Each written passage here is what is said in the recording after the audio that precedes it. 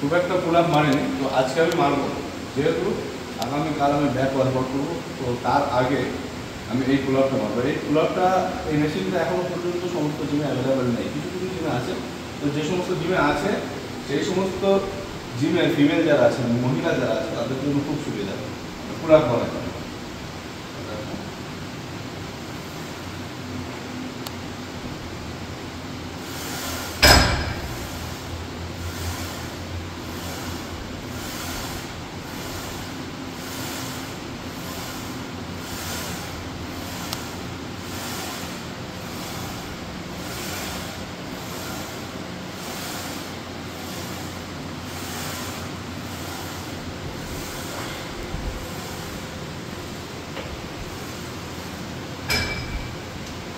এখানে আরও একটা উপকার রয়েছে, সেটা হচ্ছে যারা প্যারালাল মারতে ভয় পায় বা মারতে পারে না, তাদের জন্য এই সুবিধাটা রয়েছে।